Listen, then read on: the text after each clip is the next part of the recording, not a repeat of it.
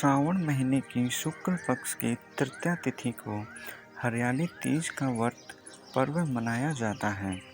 इस व्रत की कथा में यह रहस्य बताया गया है कि क्यों और कैसे इस व्रत की परंपरा शुरू हुई और किसलिए यह व्रत सुहागिनों और कुंवारी कन्याओं में खूब प्रचलित है।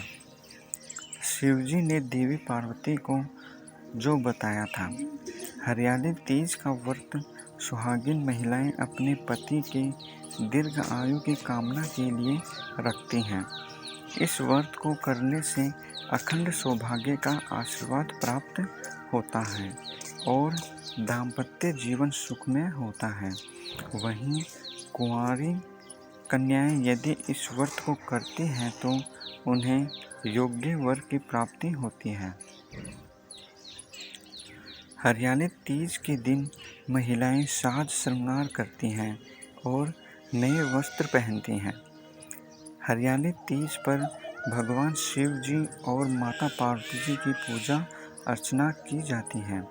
सही विधि और शुभ मुहूर्त में हरियाली तीज की पूजा करने से शिव जी और माता पार्वती का आशीर्वाद प्राप्त होता है।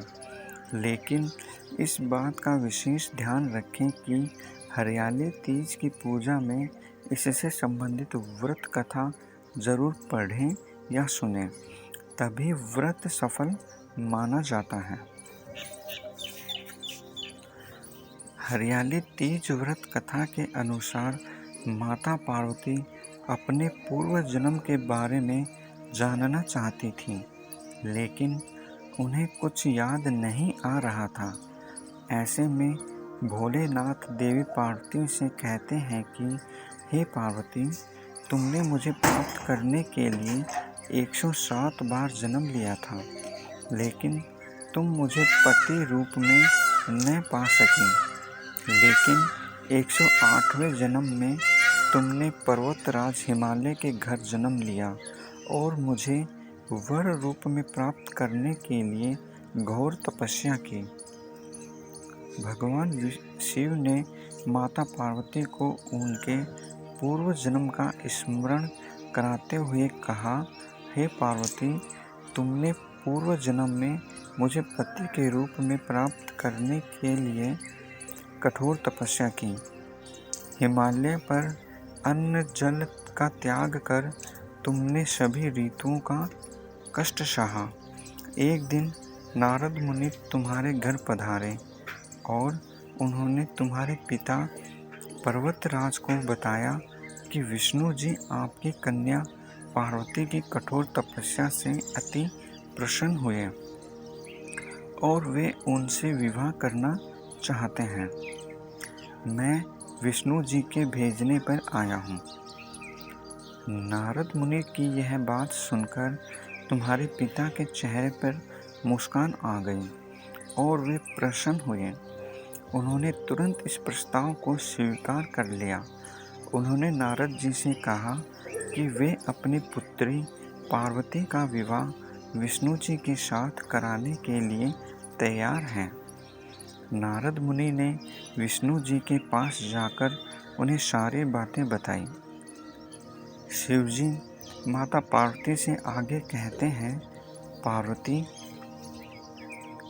तुम्हारे पिता ने जब यह बात तुम्हें बताई तो तुम्हें दुखी हो गई, क्योंकि तुम मन से मुझे पति के रूप में स्वीकार कर चुकी थी।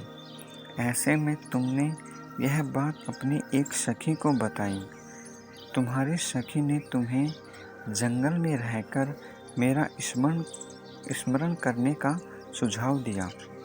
तुम राजमहल छोड़कर जंगल चली गई और जंगल में रहकर तुमने मुझे पति के रूप में प्राप्त करने के लिए कठोर तपस्या की। इधर तुम्हारे पिता पर्वतराज तुम्हारे लुप्त होने पर चिंतित होने लगे।